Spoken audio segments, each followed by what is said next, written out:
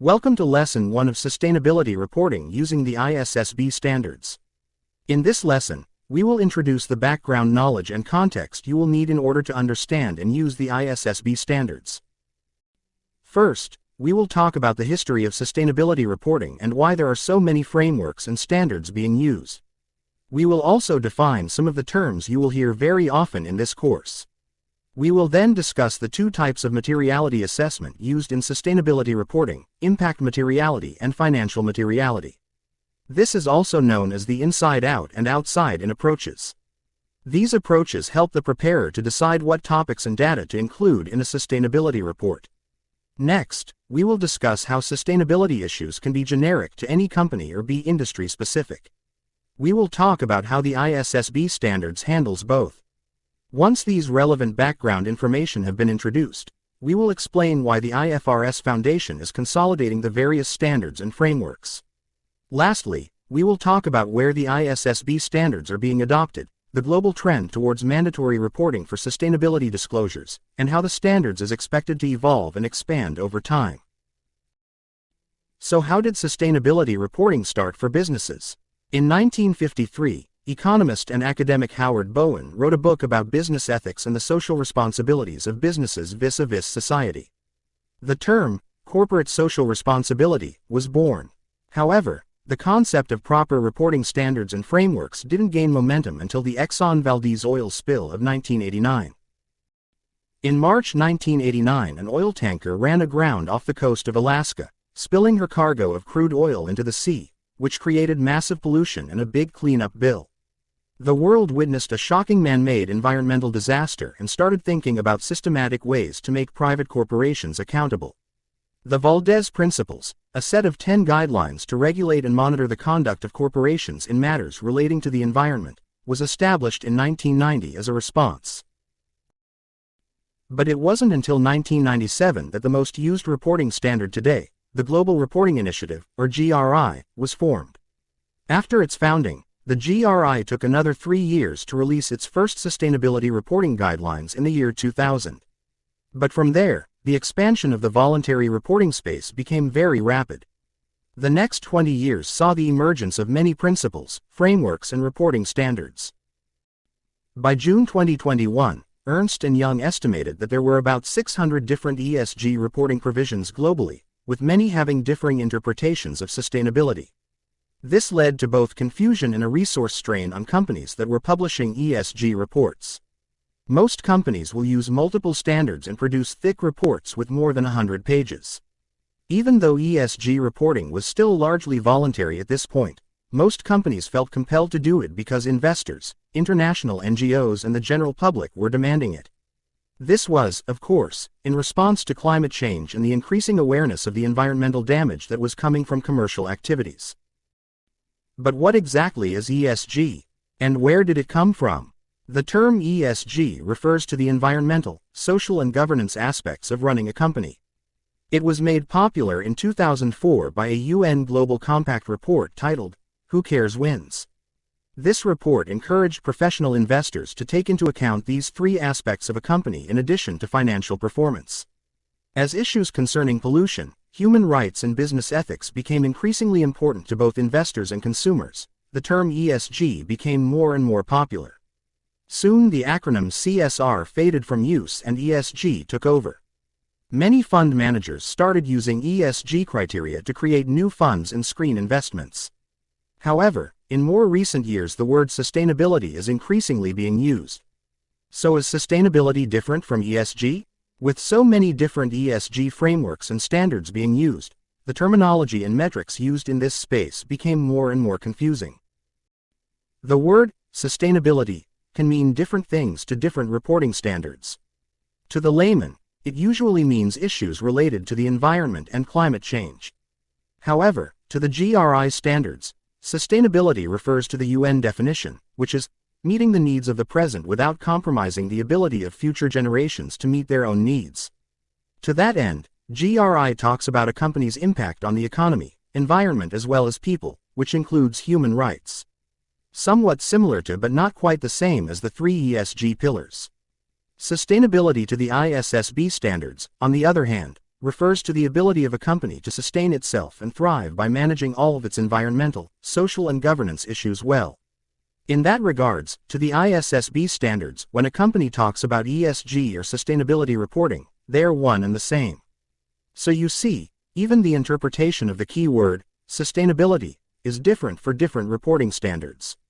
Hence, it is important for us to gain some background knowledge of terminology and conceptual differences in order to use the ISSB standards correctly for reporting. The first thing you'll need to know is that standards and frameworks are not the same thing, even though these two terms are often used interchangeably. Frameworks are a set of concepts and principles for how information is structured and prepared, as well as what broad topics are covered. Standards, on the other hand, are a set of specific, replicable and detailed guidance for what topics and metrics should be disclosed. One example of a commonly known standard is the ISO series for quality certifications. It is highly specific with separate documentation for each subject matter. The IFRS Foundation defines standards as detailed instructions that make frameworks actionable. Where frameworks enable high-quality disclosure due to guidance on how to prepare information, the specificity of standards enables apples-to-apples comparison among reporting companies. Standards can also help yield information that can be assured by an independent third party. The concepts of comparability and third-party assurance are particularly important. We will talk more about them later. It is also important to note that while there are many sustainability-related frameworks and principles out there, strictly speaking very few of them are actually standards. GRI, ISSB and ESRS are the ones you will hear about more often. This is because setting exacting requirements for universal reporting is a huge effort that takes years to accomplish. Frameworks and standards underpin the entire sustainability reporting value chain. They are the rules and guidelines for both the information producers and users so that there is a common understanding behind how sustainability information is produced and reported. On one side, you have private companies and other entities who wish to disclose sustainability information to interested stakeholders. Frameworks and standards help them to decide what and how to disclose. They are aided by software providers who provide solutions for digitalizing and automating some of the processes involved. They may also engage auditors to verify the quality of the disclosures independently. These third-party auditors rely on the standards and frameworks to check for compliance. On the other side, you have investors, customers, NGOs and other interested parties within society who wants to know what the reporting entities are doing for sustainability management. They are aided by ESG rating companies as well as data and analytics providers who extract, aggregate and analyze the sustainability information published by reporting entities as a service to fund managers and other professional investors. Most country and stock exchanges would also impose certain regulations on large or listed companies to disclose sustainability-related information. They often rely on international frameworks and standards to set those regulations. Another concept you have to understand is how materiality is determined in sustainability reporting. There are three approaches. The first is impact materiality, which is also called the inside-out approach. Sustainability topics are chosen by companies based on the impact that they have on the world around them. Hence the name, Inside Out. Those of you who have used the GRI standards are already familiar with this concept. Impacts created by a company can be actual or potential, positive or negative, and have different scale, scope, and likelihood. Financial materiality, on the other hand, looks at how external issues related to sustainability can have an impact on the company's financial performance. Hence, it is also called the outside-in approach. The ISSB standards uses this approach. Some jurisdictions requires double materiality, which is a combination of both impact and financial materiality. The most commonly cited example is the EU, which has created its own reporting standards called the ESRS for its member countries. One important clarification is that double materiality doesn't mean that a sustainability topic must fulfill both impact and financial materiality criteria. It can be one or the other. Nonetheless, in reality many sustainability-related issues that a company face could be material from both the impact and financial perspectives. For example, a company that pollutes the environment may develop a bad reputation, which affects demand for its products from consumers. However, since this is a course on the ISSB standards, we will not go too deep into discussing double materiality. But before we move on, there are two important aspects of financial materiality under the ISSB standards you should understand. The first is the definition of financial materiality under the ISSB standards. Any sustainability-related issue that can be considered an actual or potential risk or opportunity to the company financially is considered material. However, in determining what information to disclose, preparers must further consider whether specific information related to a risk or opportunity could influence the decision of an investor reading the company's financial report if it was left out or not stated clearly. This keeps the disclosures relevant and useful instead of being generic or boilerplate information that adds no value to someone evaluating the company's sustainability performance. This definition of financial materiality is intentionally aligned with the one used by accountants for financial-related information when they prepare a company's financial report. This is because the value of companies are increasingly influenced by non-financial information such as the management's strategy or intangibles like the company's brand power. Similarly, ESG issues, and climate change in particular, are increasingly affecting a company's operations, image and market opportunities. Therefore, investors want to see that these issues are adequately anticipated and addressed by the company.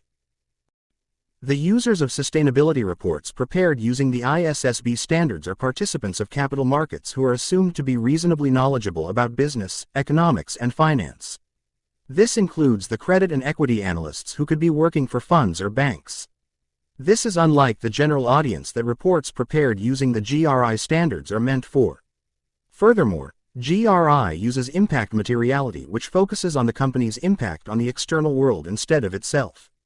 Hence, while GRI-based reports tend to be very reputation and marketing-oriented, ISSB-based reports should be much more focused on discussion and analysis that matters to individuals and organizations providing funds to the company. As we dive into the requirements of the ISSB standards, you will start to see this for yourself. The level of details and linkage to financial performance required makes the narrative of the report distinctly different from reports based on impact materiality. Traditionally, most frameworks and standards have approached topic guidance from two angles. They either tried to make their recommended topics generic to any industry or developed sector-specific guidance. In 2001, GRI started off as an industry-agnostic standard. The number of topics have changed over the years, but today, preparers choose from 33 generalized topics divided into three categories: economic, environmental, and social. Then in 2013, another popular reporting standard called SASB was created. It uses an industry-based approach to sustainability reporting with a classification system consisting of 77 industries.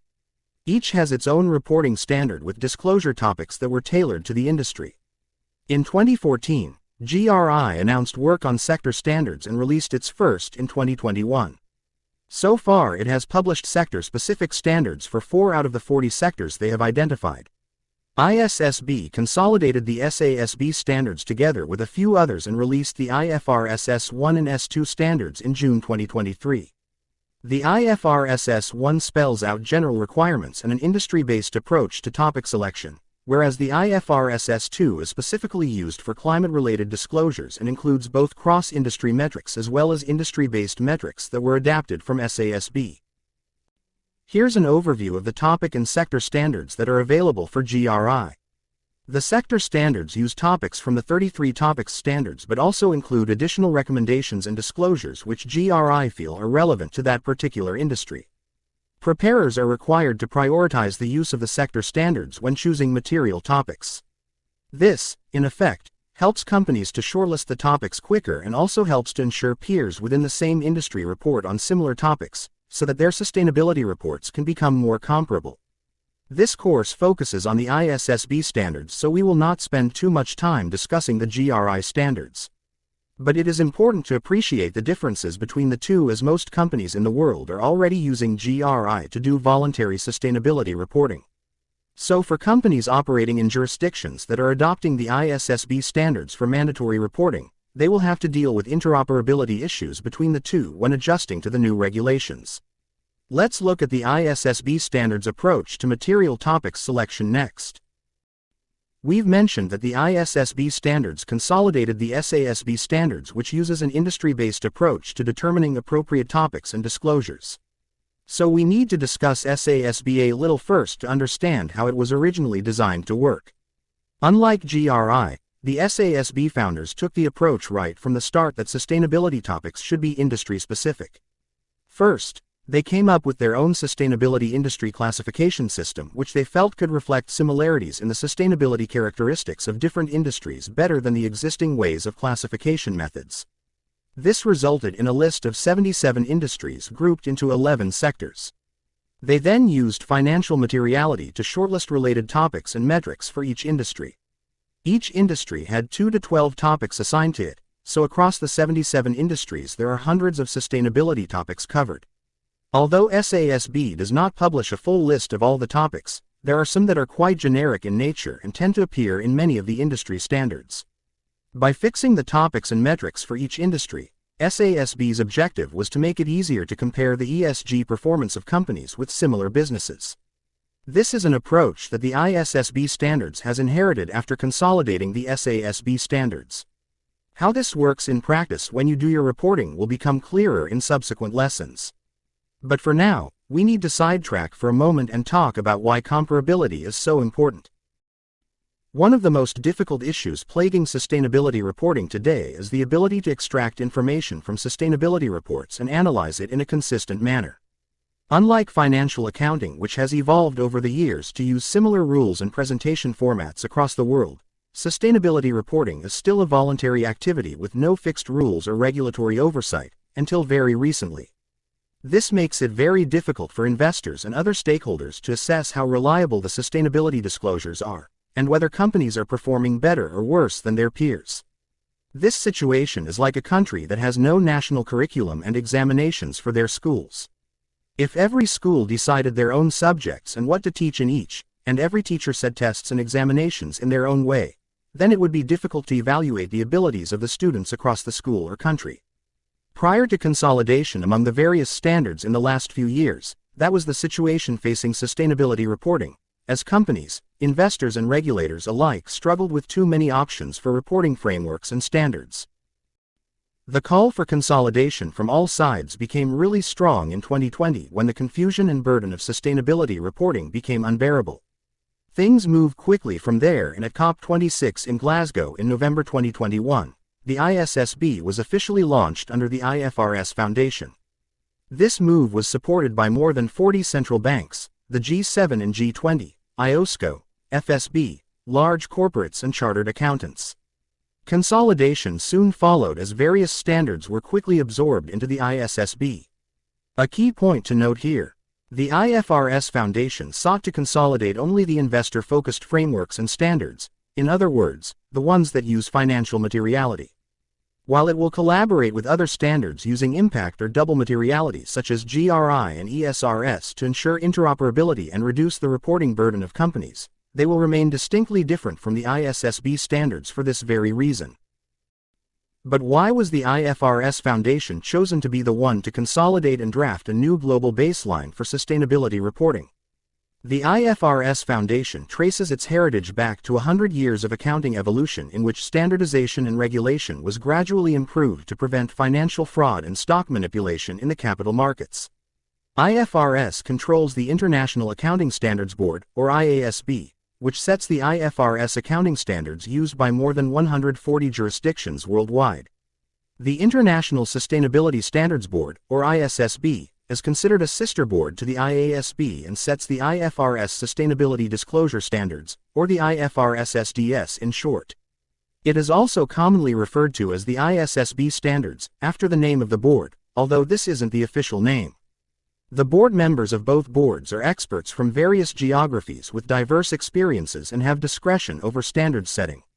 Above the two boards are the trustees, who controls the operations of the IFRS Foundation and appoints IASB and ISSB board members.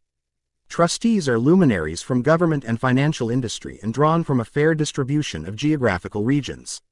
The trustees are in turn appointed by the monitoring board, which is comprised of members from capital market authorities around the world. The world is moving towards mandatory sustainability reporting and making the information as reliable and useful to users as financial statements are. So when the call for consolidation came, it made sense for the IFRS Foundation to lead the effort, since it had both the experience of creating standards for international use and managing global adoption. After producing an initial draft and several rounds of public consultation, the IFRS Foundation published the first two sets of the standards in June 2023. The IFRS S1 spells out general requirements for using the ISSB standards. The IFRS S2 deals only with climate-related disclosures. In other words, risks and opportunities resulting from climate change. The IFRS Foundation announced their 2-year forward-looking work plan in April 2024. Among the priorities announced, the ISSB said it is also working on IFRS S3 and S4 for biodiversity and human capital disclosures. These are expected to be released by June 2025. It also said that it will be further enhancing the ISSB standards. But wait, isn't the ISSB standards consolidated? Why does it need further work? There are 2 things we should mention here. The first is that structurally, the ISSB standards uses the same modular approach as the IASB accounting standards. The requirements are organized into a foundational standard accompanied by subject matter specific standards.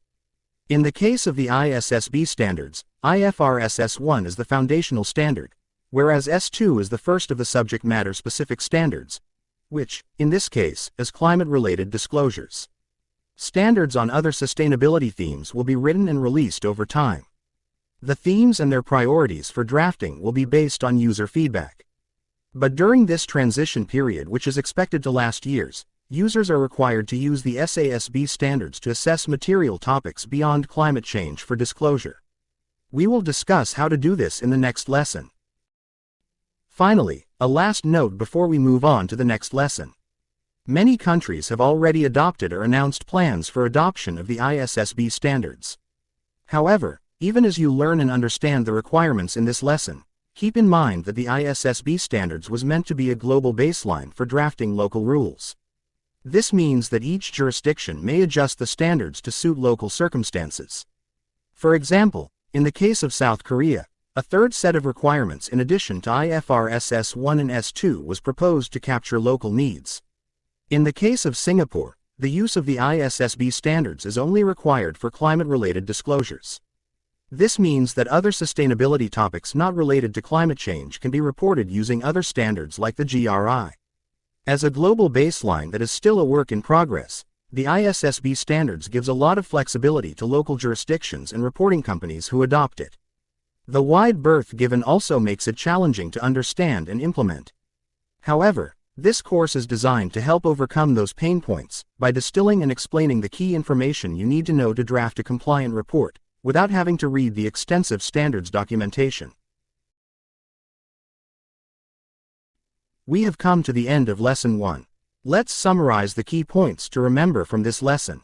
Too many voluntary reporting principles, frameworks and standards were created in the last 2 decades, which led to confusion and a huge burden for everyone involved in reporting and using sustainability information. Therefore, in 2021, the IFRS Foundation formed the ISSB to consolidate the major investor-focused standards into one global baseline which jurisdictions worldwide can adopt for sustainability reporting. The ISSB standards uses a modular approach to structure contents. The IFRS S1 spells out general requirements and the IFRS S2 specifies requirements for climate-related disclosures. More will be released in the future on other sustainability-related themes such as biodiversity and human capital. To the ISSB standards, ESG information and sustainability information mean the same thing.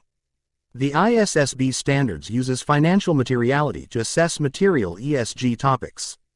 Its key objective is to align sustainability reporting with financial reporting and connect the effect of sustainability-related risks or opportunities with the company's financial performance. Lastly, we've said that frameworks and standards are not the same. Frameworks provide high-level guidance whereas standards provide specific requirements which facilitates comparability between companies and third-party assurance of the disclosures. In the next lesson, we will dive right into the IFRS S1 and talk about the general requirements of the ISSB standards.